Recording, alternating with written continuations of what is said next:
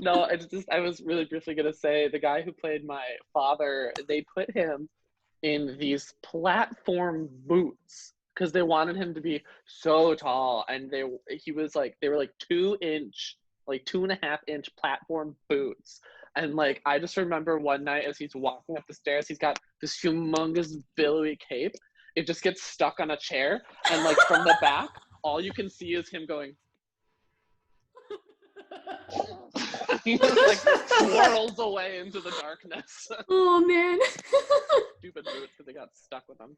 Oh, that's awesome. God. What did I walk in on? We're already Kyle starting Flaherty. stories. I think one of my favorite things from the show, or just a funny story, was wondering every night if I was going to get trampled when Hamlet and Laertes were fighting over my dead body. Because I would just be lying there and I just hear like a lot of loud footsteps and scuffling and people like falling all over the place, and I'm just lying there and I'm like, well, if it happens, it happens.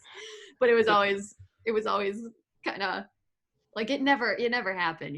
No one ever stepped on me, but good job. I remember But I always thought of Ophelia. Our Ophelia had to be carried out because we had a funeral procession, and she had to be picked up in this sheet of fabric. But of course, for the way the characters work, it was the two scrawniest guys in the cast having to lift her, so you could just see them just like, oh god, having to lower her from the stage floor, probably about 3 or 4 feet down on like this apron. Just oh my god, and this poor girl probably weighed maybe 100 pounds soaking wet. She was so tiny, but it was so funny to see these guys just like, and we had to go super slow down the aisle. You had to wail too. Our director wanted this guttural, and it was so bad. After a while, we all kind of stopped doing it, and she was like, "I don't think you guys are really trying anymore." We're like, "We're not." Yeah, I saw that production, and I don't remember that. Good. I did see it, yes. Oh, that's I awesome. remember you seeing it afterwards. Yeah. I enjoyed it. But yeah, I didn't remember that moment. Good. I'm kind of sorry I missed it. I think part of it, what happened is that you're telling, like, obviously Maureen, our director, so brilliant, so wonderful. She wanted the emotive response to be so discernible to the audience so that it could also, like, help the elongation of this, like, procession. But, like, when you tell a bunch of, like, college students to just start, like, for, like, a couple, it sounded like a herd of cows. Like, it was so bad. Oh, no. Oh. I could tell 2 stories, either a sweet one or an embarrassing one. Both. Do both. Oh, we have time. Well, Go for it. I'll put the better one in. I'll start with a nice one first. One of my favorite. There's so many favorite moments, but okay. One of my favorite moments was my scene with Hannah as Hamlet and Ophelia, and I liked it too. it's the how fares the Prince Hamlet, this many a day. Oh, well, and there was just this incredible tension because it was like we hadn't really talked. There was some romantic things going on. Hamlet's been acting weird, and she had just returned a whole bunch of things that I had given her. I don't remember exactly how it played out, but there was a moment where we thought things were like, okay, this is nice, and we hugged, and we played it so that as I'm facing the audience, I hear something, and I'm like, wait a minute, where is your father? And like just the emotional impact as an actor was just crushing because it was a huge blow of trust. Like I thought Ophelia is finally, she's going to trust me. She's going to believe me. We're going to talk. And where's your father? And that really hit emotionally that this young woman that I really admired now has broken that trust. and that let loose, Hamlet chucking the box of trinkets to the ground. There was a little physical violence, like with Ophelia. Boy, it just felt bad, but as an actor, it was so good. You know what I mean, Hannah? Yeah, I know what you mean. Yeah. It was really real, and I think we really made it work in that scene. So I loved it. It was just lovely, lovely direction. Oh yeah. Coming off that nice bittersweet memory is a really embarrassing one that I'm going to let the whole world, or at least whoever sees this, know. And I hate reliving it, but I'm going to tell you. We cut our we cut our act 1 right after Claudius's prayer, and he's on the ground kneeling, and then Hamlet comes in, and there's shift in lighting. He sees him. He's like, now might I do it, while he's praying, and I pull out a gun, and now might I do it, Pat, whatever the line is, and I aim the gun at the back of his head, and the lights black out, and it's supposed to just leave the audience on that cliffhanger. Like, what's going to happen? He's going to shoot him dead right now, and this is the play. Lights come back up.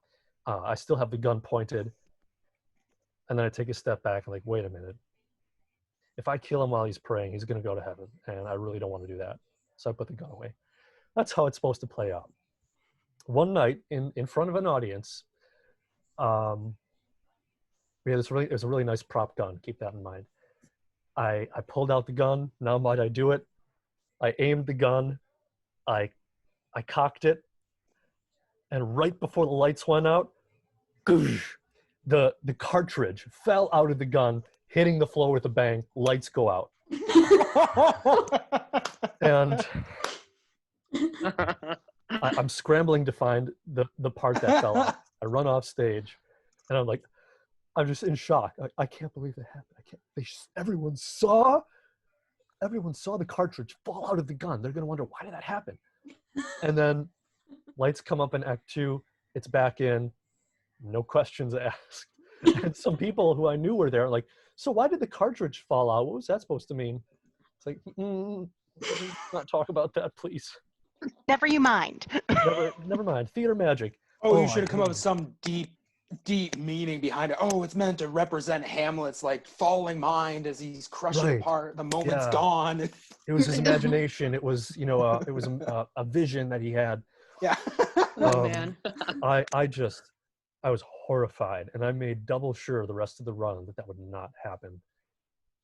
Oh, it just gives me palpitations thinking about it. I'm sorry you had to relive that. Me too. So nice moment, unpleasant moment. There we have it. I know. Oh, go ahead. You can go. Oh, no, please. Because I had thought about this a little, and as I was thinking about like Hamlet and what we did, I think, especially Brandon, the way you played it, that there's a case to be made that a lot of the show is very funny. It is a funny show. Oh, totally. And as we were rehearsing it together, we are having the time of our lives. I thought we were all having a really wonderful time. We're all getting to know each other. And it was, there was fun. There was the electricity of fun. And I remember there was a specific moment where, at least for me, I felt like the gravity of what we were doing kind of all came upon us. It was the first time that we ran the final scene. It's the first time we ran from like the end of the sword fight to the end of the show. And I remember we were all getting ready to block it, and Sarah had walked us through kind of where she wanted everyone to end up. And for me, like, my dream always had been to die on stage. What I wanted to do was die on stage, and Gertrude goes out great. So I was all excited. I'm like, I finally get to do it. I'm like, I'm going to do this toast. It's going to be really great. And I remember, because the room is tiny, and I remember Sarah is like right there. So I grab my goblet. I'm like, the queen carouses to thy fortune, Hamlet. And I remember lifting it up. And all of a sudden, I realize this is how it ends. This is how everything ends. This is it. And that's also the only line where Claudius calls Gertrude by her name. Every other time it's sweet queen, my sweet queen, then it's Gertrude. Gertrude, do not drink. And I clue into hearing that, at least in our cut of it, and the gravity of what's about to happen. And, I know I have no choice. Everything that has happened, I understand now what has happened is unforgivable, and I must drink. And the first thing after I drink is I turn around, and the next line is, "Come, let me wipe thy face." Oh. And I remember looking at you, and I remember thinking, like, oh my, this is goodbye. This is Gertrude, like, it's like the mother's last, I love you, and this is the last thing I can do for you. And then as the show slowly, like, everything just goes to hell, the way it's supposed to. The end of the show is great end of misery. And I remember that we finished and we're all dead on the ground. And we were all just quiet. And we were not a cast that really had been quiet up to that point. And now I think from that point on, I think we were really taking on the gravity of, it's not just that it's a classic piece of literature. It's not just that it's Hamlet. It is the best tragedy because you can see the tragedy coming and you would give anything to stop it. But it is only a great story because of the way it ends. And that moment for me, that's what I think back to was I loved performing it every night. I could have performed it every day forever. But that moment where we all tasted that for the first time, I think was the moment that will always stand out to me. That was beautiful. Yeah. Thank you. I thought a lot about it in advance. Oh man, I'm getting emotional just remembering that, thinking of that, because I remember that silence after Teddy said his last line as Horatio, go out and tell this story and whatnot. Like, wow. Okay, so yeah, like you said, this is how it ends. I'm so glad you went first because mine was not as awesome as that.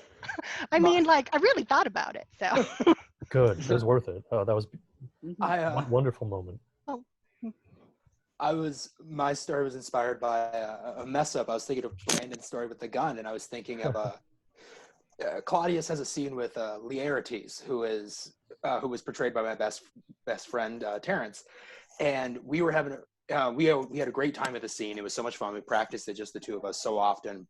But I remember there was one performance because the whole scene takes place around a letter. It's Hamlet's letter back home.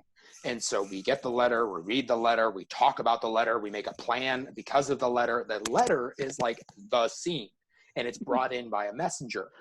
And for some reason, that messenger, portrayed by our good friend Sarah, she was just nowhere to be found. And we were just on stage. I was this little sophomore, first Shakespeare show, and I'm like, I am not improving Shakespeare. That is not what's about to happen. And it was, no joke, it was probably a solid 20 seconds of dead air. Just us staring at each other like, what do we do? What do we do? What do we do? And then all of a sudden we heard her coming like a herd of elephants. Just boom, every door, just boom, boom, boom, boom. She comes on stage, the letters. And we keep going. We go with the scene. Man. Oh, but she never forgot that moment from there on. Oh, she was in the wings with the letter ready to go because it was the best. We didn't know what to do. We had no clue what to do, but we heard her coming a mile away, and I swear the audience had to as well. But she was the best character or the best performer in that show because of how many stories we have with Sarah. Kyle's dying to tell his. I was like, please, I just need the book ending. Yes. I was going to say it. So okay. We had last story, Kyle. Okay.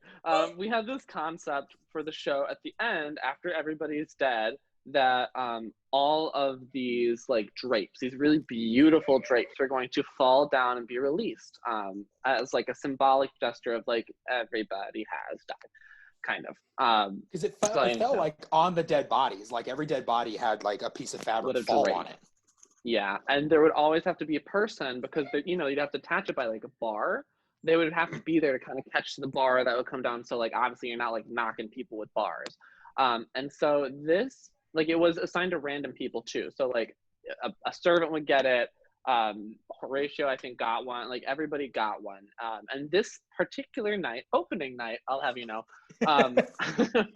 this same person that had this letter story that Michael's talking about was the last person to have to catch a drape in the sequence. And it is the very, very last thing of the show.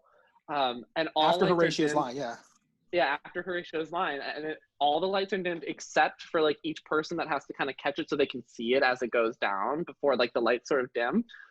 But her drape didn't fall that night. It got stuck up there.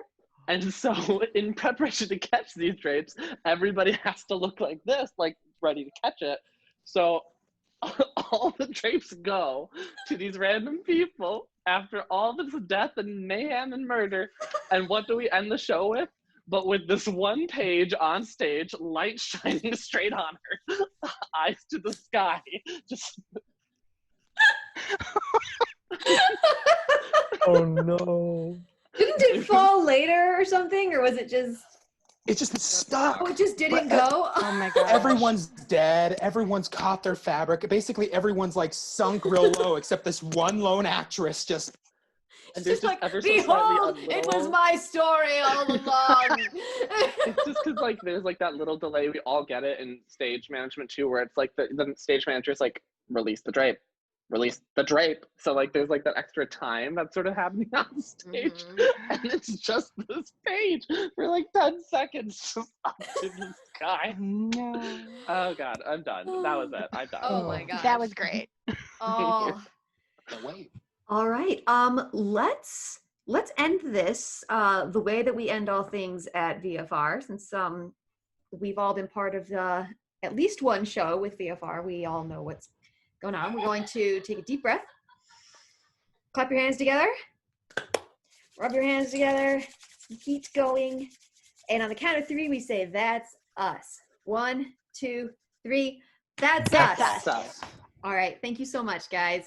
Thank you. Bye. Bye. Thanks. Bye.